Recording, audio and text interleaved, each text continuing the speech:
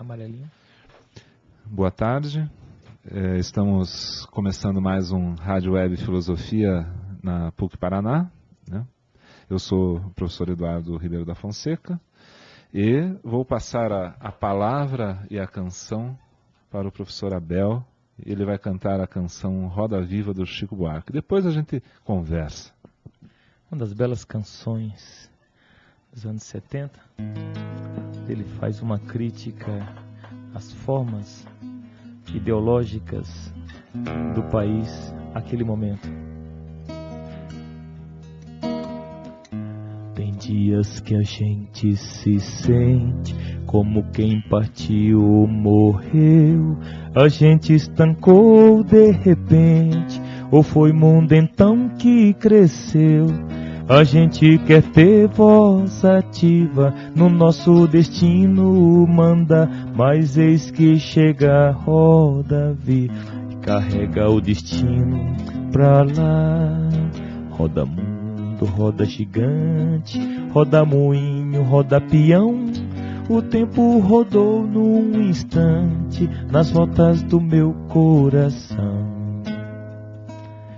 A gente vai contra a corrente até não poder resistir. Na volta do barco é que sente o quanto deixou de cumprir. Faz tempo que a gente cultiva a mais linda roseira que há, mas eis que chega a roda viva e carrega a roseira pra lá. Roda mundo, roda gigante, roda moinho, roda peão. O tempo rodou num instante nas voltas do meu coração.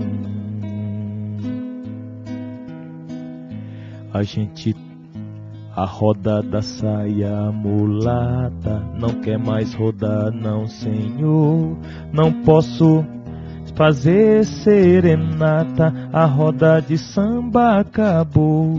A gente toma a iniciativa, viola na rua cantar, mas eis que chega roda viva e carrega a viola pra lá.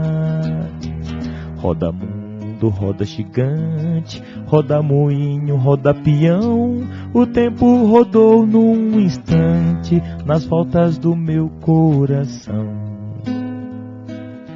O samba, viola, roseira, um dia a fogueira queimou. Foi tudo ilusão passageira que a brisa primeira levou. No peito a saudade cativa, faz força pro tempo parar, mas eis que chega a roda viva e carrega a saudade pra lá. Roda mundo, roda gigante, roda moinho, roda peão. O tempo rodou num instante nas voltas do meu coração. Roda mundo, roda gigante, roda moinho, roda peão. O tempo rodou num instante nas voltas do meu coração.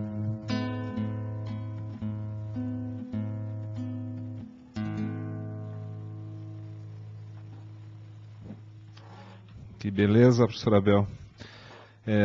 Roda Viva, né? É uma canção.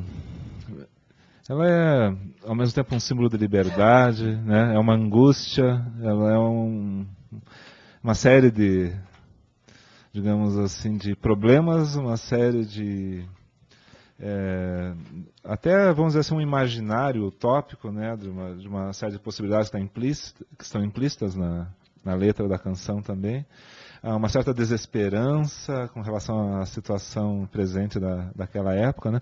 E eu acho que é importante a gente começar com um tipo de canção como essa, porque como a gente vê nessas manifestações atuais, né, enfim, as pessoas pedindo uma série de coisas, e às vezes o que as pessoas reivindicam é algo assim, né, eu prefiro, né, morrer torturado por um militar da ditadura do que morrer na fila do INSS. Tinha uma mulher com cartaz assim, né?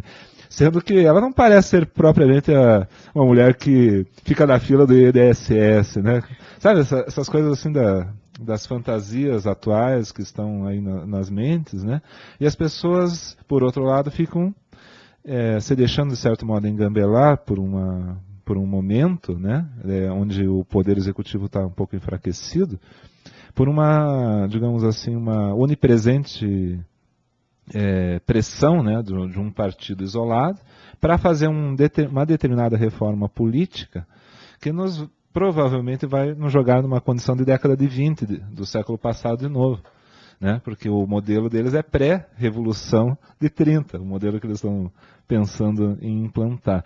Eu não sei o que vocês conversaram aqui da outra vez, né, as pessoas que estão presentes conversaram, porque eu, francamente, eu pedi a cópia do programa, me foi enviado, mas assim, por conta de diversas situações ontem à noite, eu não consegui ouvir. Então, eu praticamente estou aqui numa condição de entrevistar você sobre o que, afinal de contas, aconteceu no último programa. Eu e o público que não pôde ouvir. Né? Vai aparecer gravado no blog, daí todo mundo pode ouvir numa boa, né? Mas assim, seria interessante, né? Dar um certo resumo. Johnny, boa tarde. Estou vendo que você está querendo falar alguma coisa. Não. Não, só uma passagem rápida, pelo que a gente falou semana passada, mas a gente entrou no assunto da reforma política, né? Falamos um pouco sobre ele, é um assunto que gera muita discussão, então a gente não chegou a concluir nada, não chegamos, né? Mas a gente já entrou no assunto da reforma política. E hoje estamos aqui para continuar ele, né? Só dar boa tarde a todos, né? Boa tarde ao professor Abel, ao professor Irineu. Vocês querem se dirigir ao público aqui com boa tarde? Boa tarde, Johnny. Boa tarde, Abel. Boa tarde, amigos.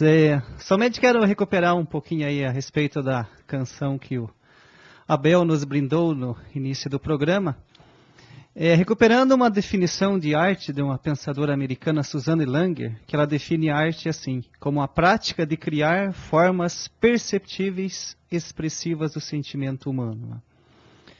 Então essa canção vem retratar muito bem o que a pensadora americana define a arte, porque a arte é uma expressão do sentimento humano. E o professor Eduardo frisou muito bem que essa expressão do sentimento que o artista deposita na canção, na arte, ela pode despertar diversas emoções na pessoa que está recebendo aquela arte, né? Ele frisou bem o sentimento de angústia, de dúvida, de reflexão, né? E a arte tem essa função, e mesmo nesse momento político que nós estamos vivendo, a arte, a música, assim como a charge, a pintura, a dança, o teatro também pode e deve ser, né, um grande veículo que possibilite a reflexão, a percepção, bem melhor do que alguns tipos de arte que infelizmente nós vemos e às vezes somos obrigados a ver e ouvir, né? Então seria a minha primeira participação. Obrigado. E pensar que aquilo que sobra da ditadura é exatamente a reflexão que a música proporcionou, né? Aqueles professores revolucionários, né? Que a partir de sua arte reclamou, né? Passa a reclamar de uma situação de calar a boca, né? E é na arte, na transcendência, né? Na possibilidade de recuperar espiritualidades que nós podemos contar essa história, assim, dizer que valeu, né, a resistência, né? E realmente, quando a gente escuta em alguns veículos, né, pelas manifestações, essa ideia, né, o nosso tempo da ditadura, se fosse a ditadura, né? É como se essas pessoas não conhecessem a história do Brasil, né? Então a música teve uma função primordial aí para compreendermos esse momento para nós hoje, né? O que foi essa ditadura. Só ligando com o que você falou, nós temos muito ao reclamar dos veículos de comunicação e tal. Esses dias eu ouvi um comentário de uma jornalista que eu achei muito interessante, que ela mostrou lá as pessoas pedindo pela volta da ditadura, ela falou somente para frisar. Se estivéssemos na época da ditadura, eles não estariam manifestando. Né? Eles não estariam fazendo o que eles estão fazendo agora. Boa tarde, professor Eduardo, professor Abel, Johnny. Boa tarde, professor Irineu.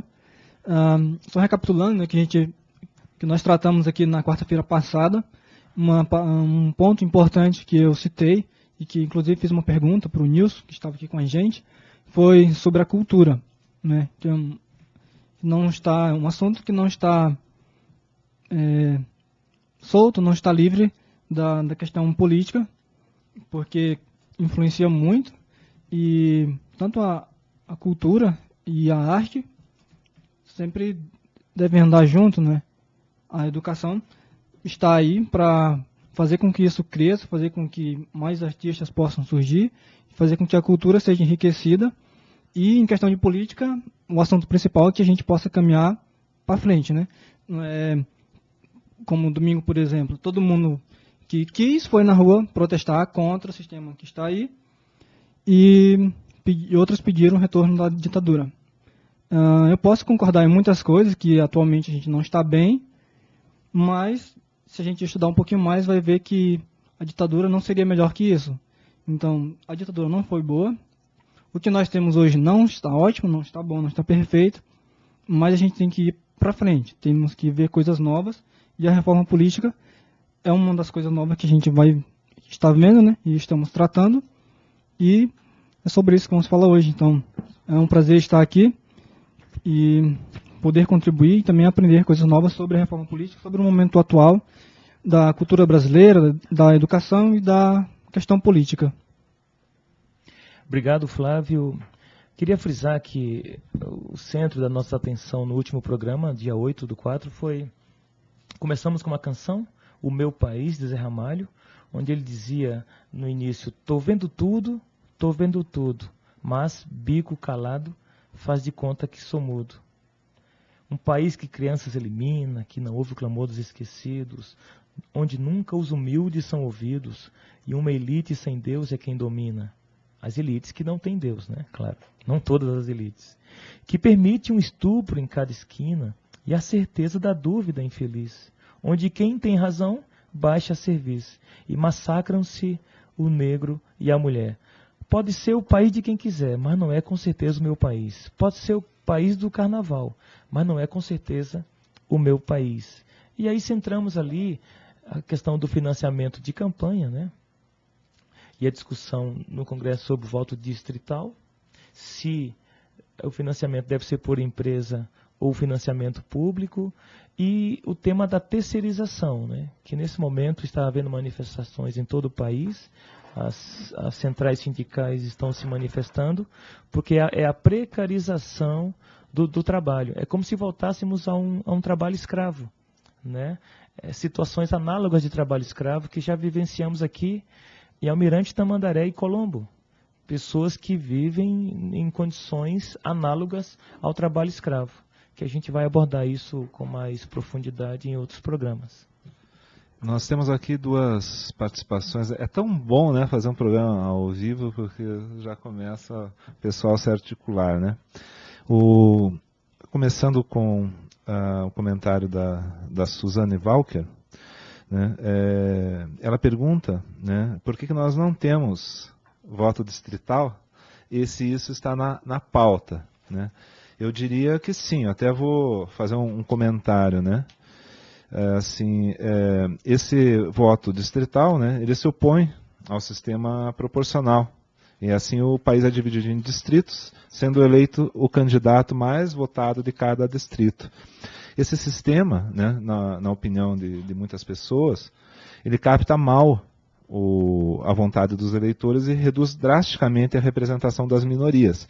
E esse problema da representação das minorias, né, quer dizer, você trabalhar só com as maiorias, é muito complicado no Brasil devido à nossa tradição de esmagar as minorias, né?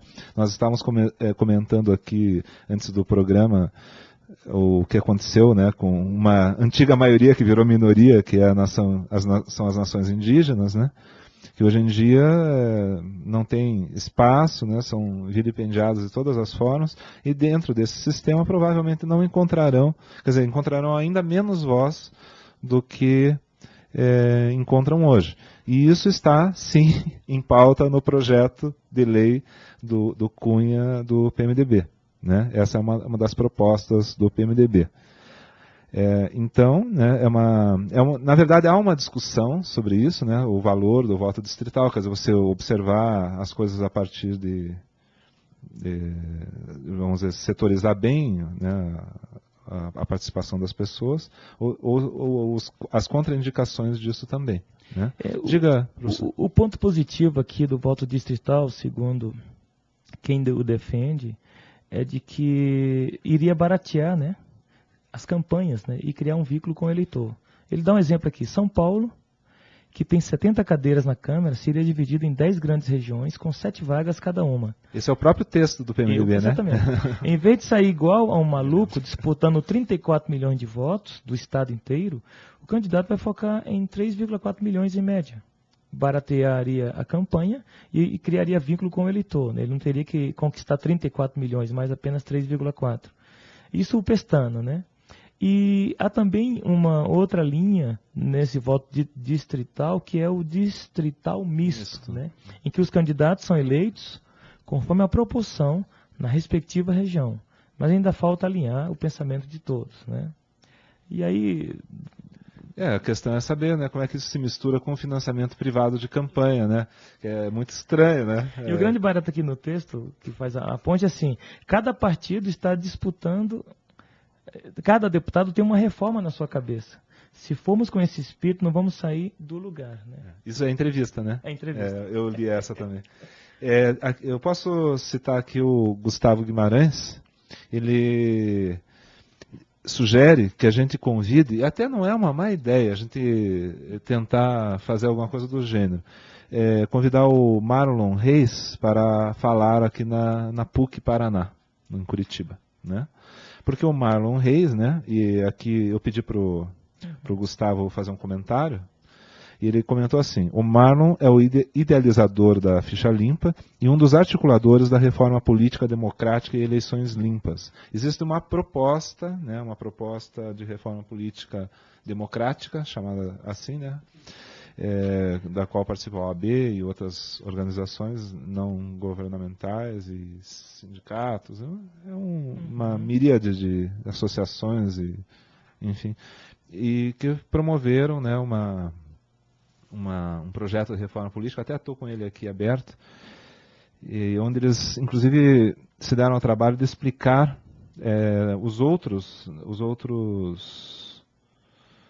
as outras propostas que existem e a visão deles a respeito. Então se chama Projeto de Iniciativa Popular de Reforma Política Democrática e Eleições Limpas por um sistema político identificado com as reivindicações do povo.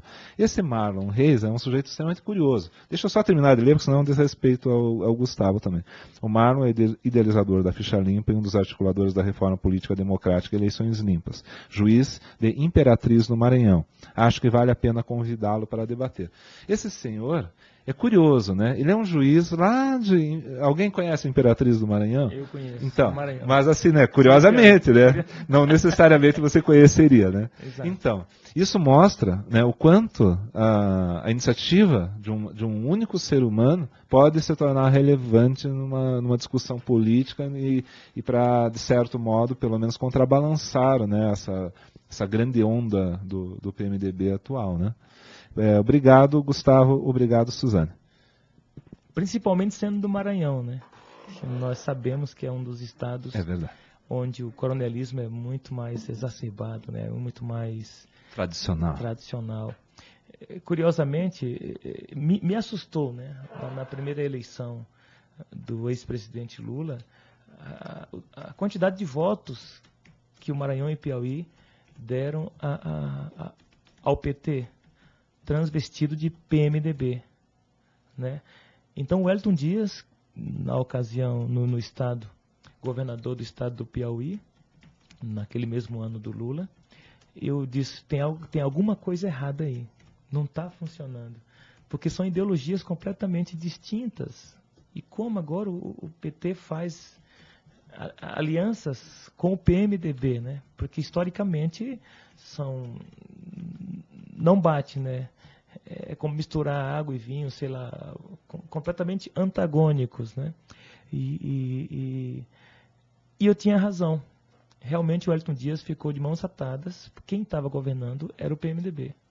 Como nesse momento, assim está o PMDB, né?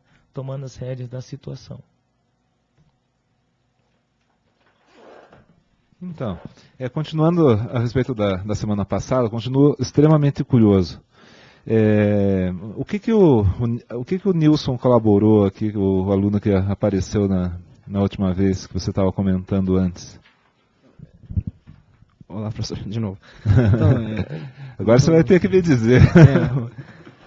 O Nilson, ele entrou, nós estávamos numa discussão, ele conhece muito de política, então ele entrou em várias questões dessa reforma política, e a questão, enfim, que ele colocou é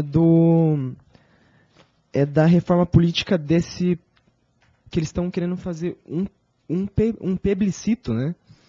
Que o pessoal, aqui na PUC até, tem um pessoal que está organizando isso, que eles estão recolhendo, tem que chegar a 1,5 milhões de assinatura para fazer esse plebiscito para essa reforma política. Que seria basicamente 4 pontos aqui que eles colocam, né? Que é a proibição do financiamento de campanha por empresas e a adoção do financiamento democrático de campanha, né? Eleições proporcionais em 2 turnos, paridade de gênero na lista pré-ordenada e fortalecimento dos mecanismos de democracia direta com a participação da sociedade em decisões nacionais importantes. Então, quer dizer, são 4 pontos que nós tiramos praticamente 99% da corrupção, né, que hoje acontece pelas eleições, né? Porque se você coloca o povo para decidir os pontos importantes, né, como vamos privatizar ou não a Petrobras, vamos fazer isso ou não, que é a grande questão hoje, né, que também que tá em debate, todo mundo, enfim, que nós temos que debater também. Então esse foi um dos grandes pontos importantes, porque de dizer para o povo que está, para a sociedade que está acontecendo isso, né, para a gente agir de alguma forma. Tem aqui uma estatística da OAB, baseada em entrevistas. Eu cito apenas o documento, tá? Que faz parte desse documento da reforma política idealizada pelo Marlon Reis do Ficha Limpa, e enfim, que encampou todo, inclusive deve se tratar da mesma coisa, o que você está falando, porque o discurso é semelhante, mas diz assim, olha, dentre os entrevistados, né, pela OAB, a fonte é a OAB, 85% das pessoas entrevistadas é a favor da reforma política. 78% são contra o financiamento de campanha por empresas. 90%, é difícil obter 90% de qualquer coisa nesse mundo, né, quando você abrange, né, a favor da punição mais rigorosa ao Caixa 2, ou seja, aqui a gente já tem um cenário, né, da atualidade bastante marcante. 56% são a favor de eleição baseada em propostas e listas de candidatos, que é realmente uma coisa que faz muita falta, né?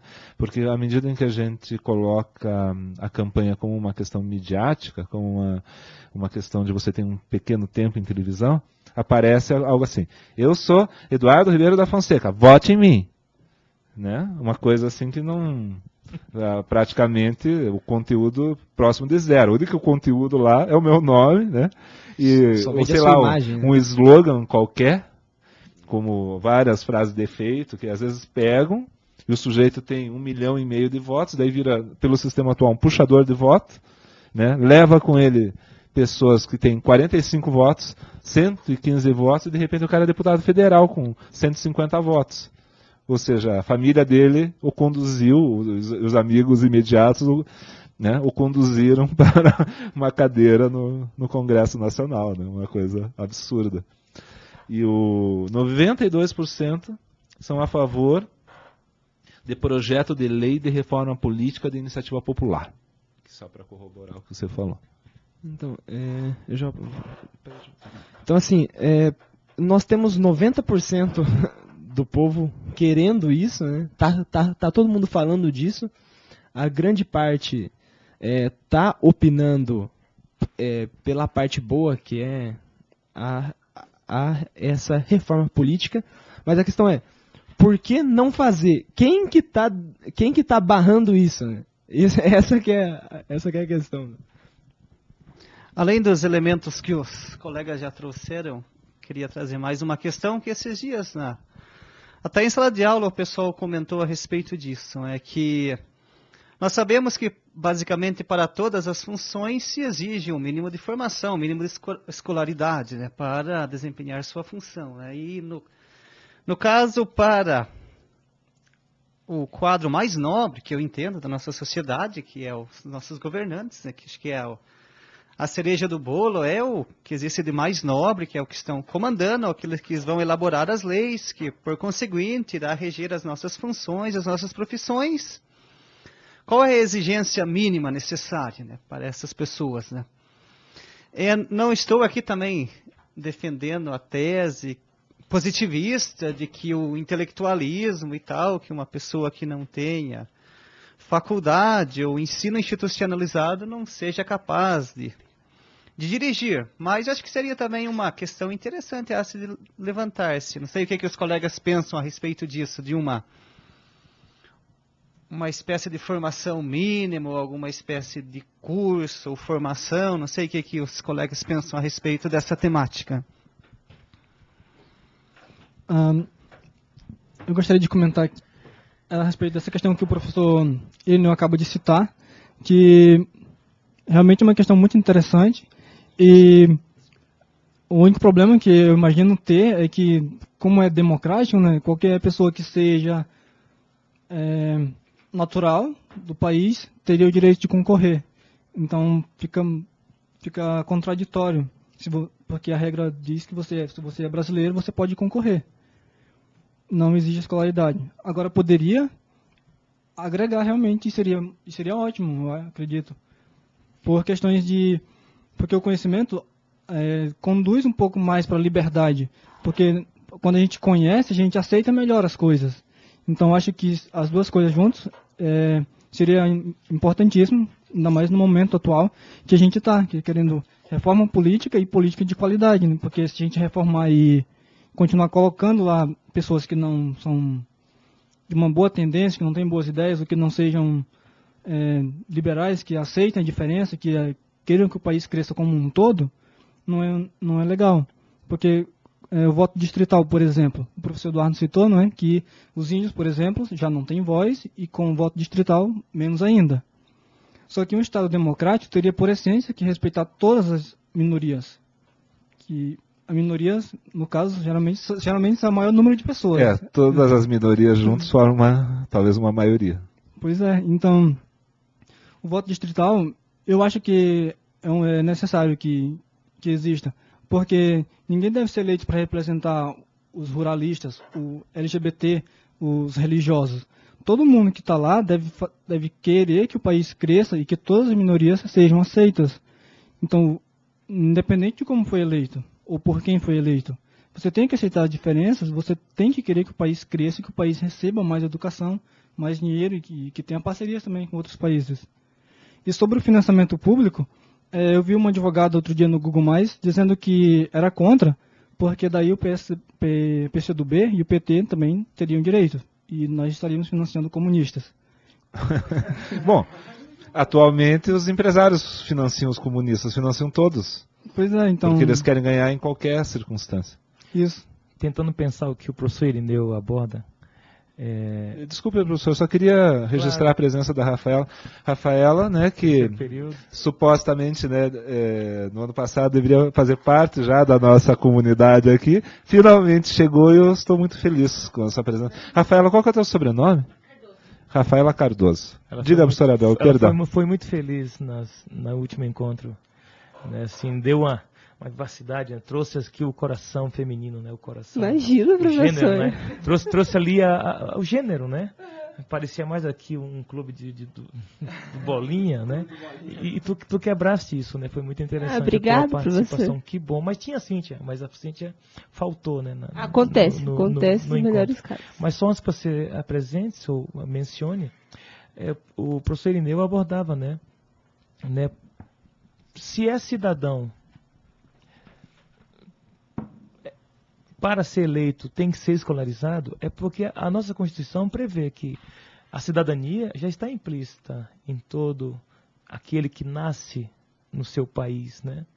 Mas a desigualdade social é tão grande, tão imensa, que a cidadania é tirada das minorias, né? Ao ponto de ainda termos uma quantidade enorme de analfabetos, né? Então, dizer ali que tem que ser escolarizado seria mais um distanciamento, né, em relação à participação política destas minorias, né? Alguns anos atrás, professor, eu tinha esse pensamento que deveria pelo menos ser graduado para ter essa participação política.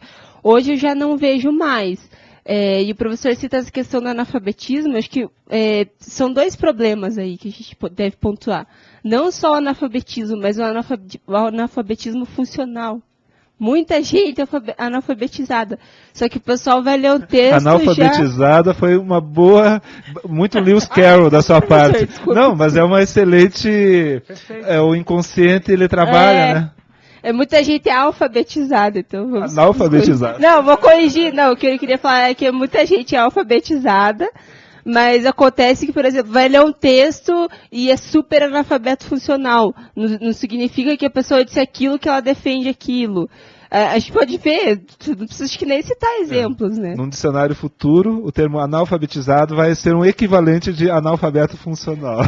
Deveria ser, né? Acho que seria mais lógico. Só para citar um exemplo, então, Rafaela. Um estudante de história, no primeiro período, quando nós estávamos abordando racionalismo e empirismo e as formas dos métodos, né, de alcançar conhecimento, então ele disse que ficou assim surpreso quando ele entrou no ônibus para vir para a faculdade, e ali, quietinho, né, escutando aquele barulho, né, ouvindo a cidade, o barulho do motor do ônibus. E aí duas senhoras sobem assim, né, e uma faz uma pergunta para a outra assim, comadre, eu nunca sei se o certo é problema ou é problema. Aí a comadre vira para eles assim, comadre, é o seguinte, problema é quando é o seu, problema é quando é com os outros. Esse exemplo é maravilhoso. Um estudante que ficou assim, caracas. Eu tive uma experiência semelhante. Dois problemas, né? Eu estava fazendo uma entrevista com o prefeito de uma cidade do interior do Paraná. Ai, meu Deus, é um prefeito. É um prefeito. Justamente esse problema do analfabeto funcional, né? Ele falou, sabe o que é, Eduardo? O problema, daí imediatamente ele estancou, porque ele percebeu... Você tem dois agora. Daí ele parou e perguntou assim, é problema ou problema? Daí eu falei assim para ele, acho que o senhor está com 3 problemas. E aí ele se tocou e falou problema, ou seja, não é questão de o intelecto funciona, entendeu? É um problema de outra natureza. Que já que a gente está falando disso, professor, acho que, não sei, pode ser que seja um bom exemplo, essa questão do analfabetismo funcional. A exemplo das passeatas que aconteceram nesse domingo. A Carta Capital colocou nas redes sociais um vídeo que eu achei assim, incrível. Eu ria, sem conseguir parar, perguntando sobre a PL 4330, que é a lei de terceirização que vai ser votada hoje, que hoje está rolando muita coisa, muita movimentação em várias cidades do país, aqui em Curitiba também, e foi perguntado para o pessoal...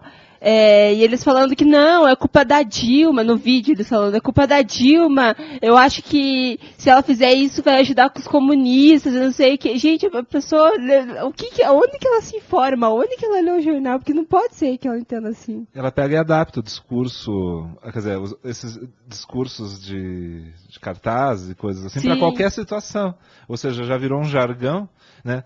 Veja, estourou um cano no meu banheiro. Imediatamente o encanador pode virar para mim e dizer, a culpa é da Dilma. Entende? É simples.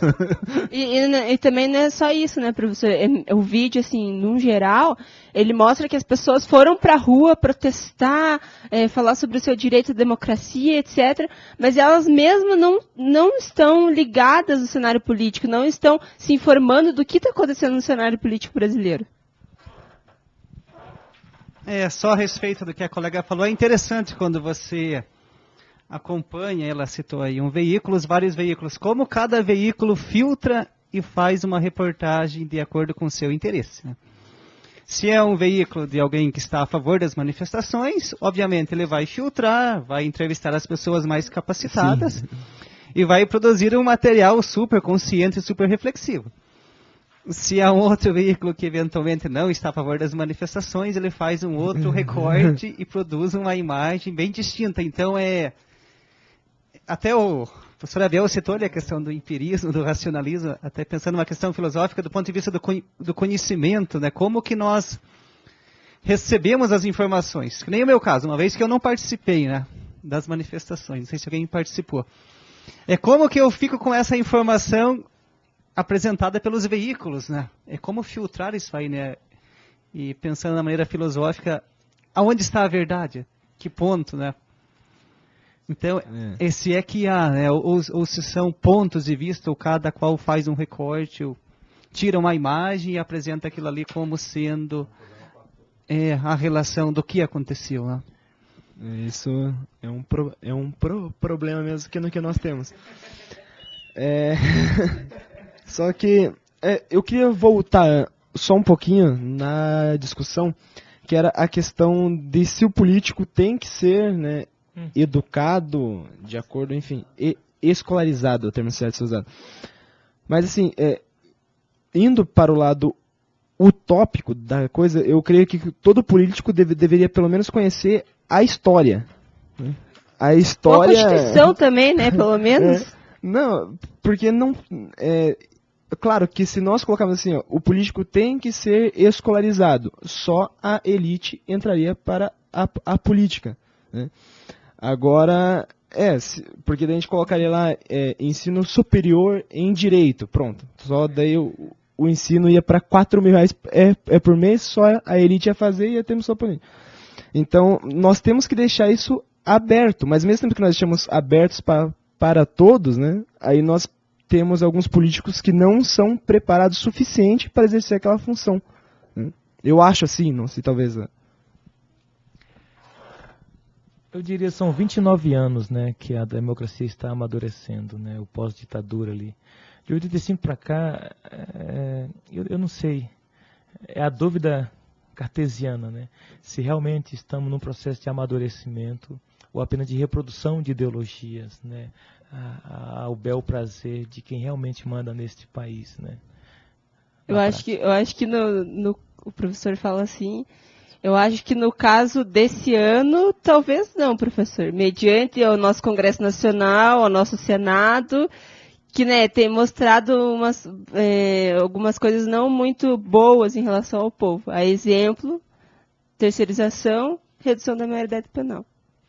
Para mim cheira trabalho escravo, eu não consigo... Sim. Não, veja, análogo, né? Essa questão da redução da maioridade penal é de uma estupidez inacreditável, né? Porque, veja, não existe um jurista praticamente hoje no Brasil que acredita que a prisão sirva para a sua finalidade constitucional, que é a reeducação, né, do criminoso. Reeducação do criminoso é uma coisa que tem que ocorrer, na verdade, primeiro como um processo de educação das pessoas.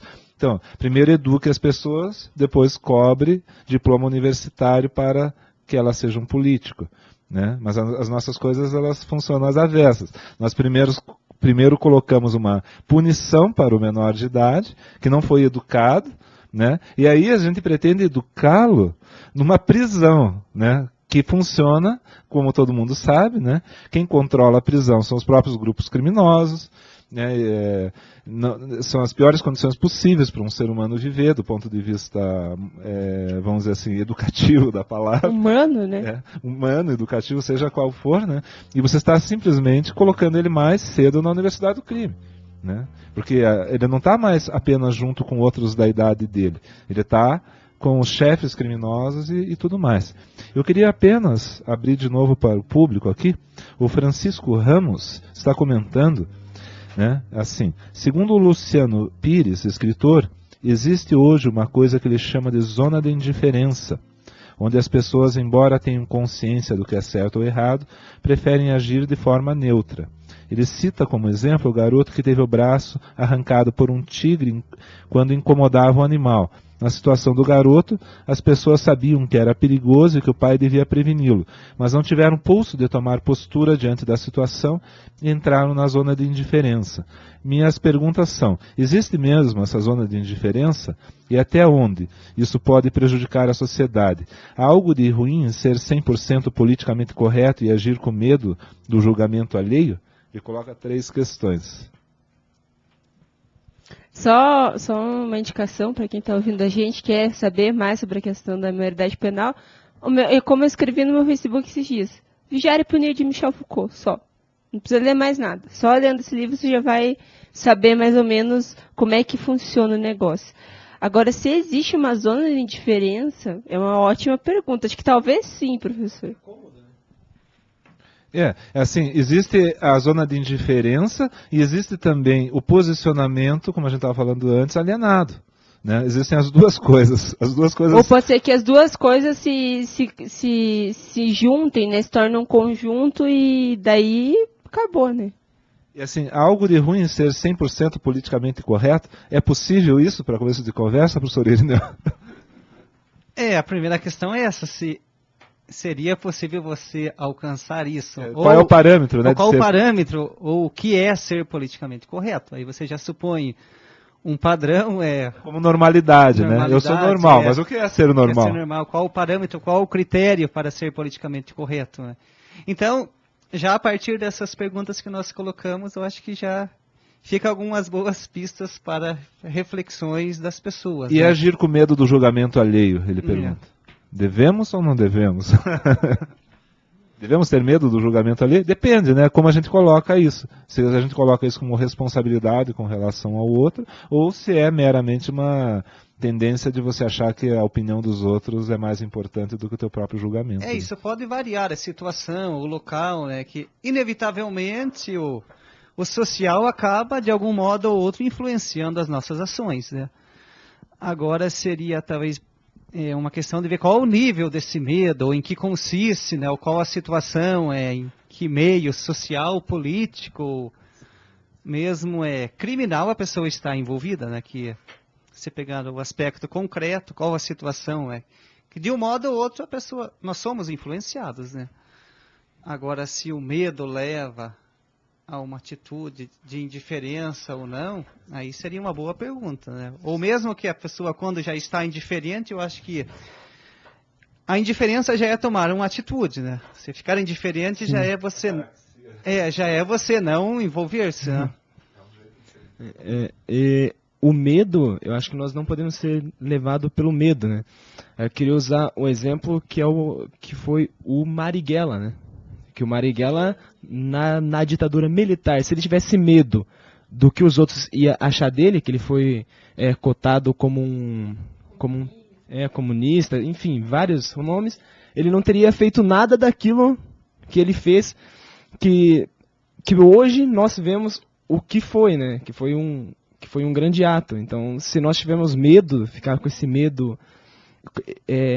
Lembrando que quando você for tomar alguma atitude, tem que ser uma atitude pensada, né? Não pode simplesmente, vou sair por aí e pronto, sem medo de nada, né? E tomar atitudes erradas. Então... O medo é um sentimento importante de ser pensado, como o nosso ouvinte coloca, e faz nos pensar realmente, né?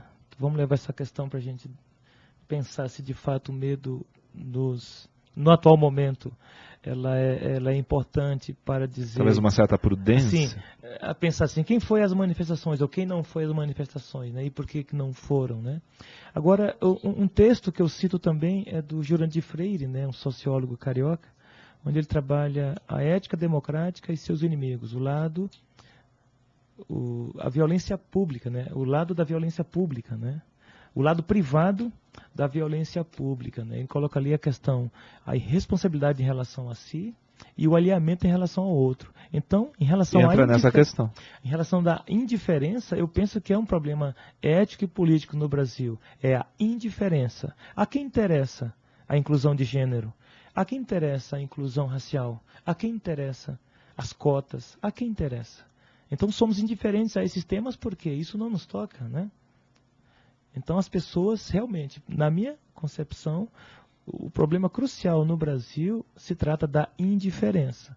Aí a gente pode abordar com mais propriedade em outros programas.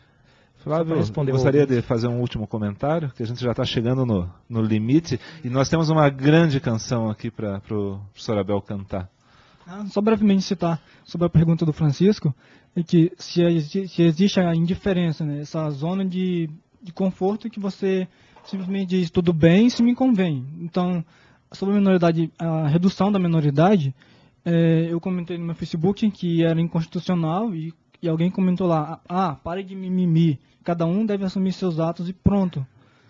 Então, ele não sabe onde vai parar a redução da minoridade. Ele nunca entrou no homem penitenciário. Eu entrei no homem penitenciário. Não é. Eventualmente o sujeito entra na penitenciária e daí pensa, bom, talvez não seja mimimi. Pois é uma questão, eu acho que é uma questão de conforto isso. Tudo bem se me convém. Eu já tenho 18, não vou ser preso por isso, por nada, então tudo bem se me convém. Não é essa bem a questão, né? Quer dizer, ele também pode ser preso com 18 anos. Assim, eu queria só finalizar também, lembrei, porque a gente sempre malha a Rede Globo, né, a mídia, mas você percebe que alguns repórteres, eu não sei de que forma eles têm essa liberdade de abordar temas interessantes. Então, só lembrando a quem está ouvindo-nos, de que foi ontem, que pena, foi ontem, a Profissão Repórter, né, que ele abordava a redução da maioridade penal, né. Não tem como a gente compreender uma situação se não for a campo. Então, realmente, esse programa presta um serviço ao momento atual do país. E é aquilo que a gente poderia assim, elogiar também, né? A gente só malha, né? Eu não assisti, mas acho que vale a pena ver se tem na internet, porque pelos comentários que eu ouvi foi muito bom. Foi bem importante mostrar o porquê da não redução. Eles fizeram, acho que, esse comparativo para a redução e a não redução. Eu acho que deve ter sido muito bom. Então, gente, infelizmente, ou felizmente, né? Infelizmente a gente vai ter que interromper. Felizmente a gente continua na semana que vem. Espero. Se não é nada de errado acontecer conosco nesse ínterim. Agora, eu só queria, né, introduzir essa questão. Bicho de Sete Cabeças do Geraldo Azevedo, que Geraldo Azevedo compôs e nunca conseguia gravar em disco. Por quê? Porque toda vez que ele tentava incluir a canção num disco, a ditadura militar ia lá e tesourava a canção do disco. E agora, porque nós vivemos numa democracia, o professor Abel pode cantá-la, fazendo a gentileza.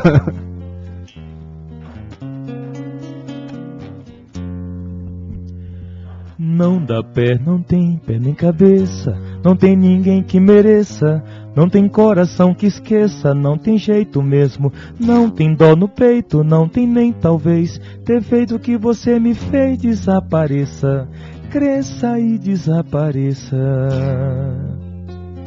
Não tem dó no peito, não tem jeito, não tem ninguém que mereça, não tem coração que esqueça, não tem pé, não tem cabeça, não dá pé, não é direito, não foi nada, eu não fiz nada disso e você fez um bicho de sete cabeças.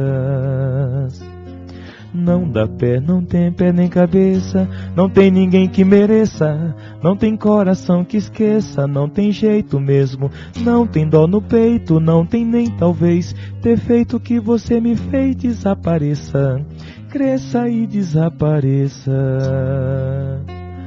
Não tem dó no peito, não tem jeito, não tem ninguém que mereça, não tem coração que esqueça, não tem pé, não tem cabeça, não foi nada, eu não fiz nada disso e você fez um bicho de sete cabeças, bicho de sete cabeças, bicho de sete cabeças.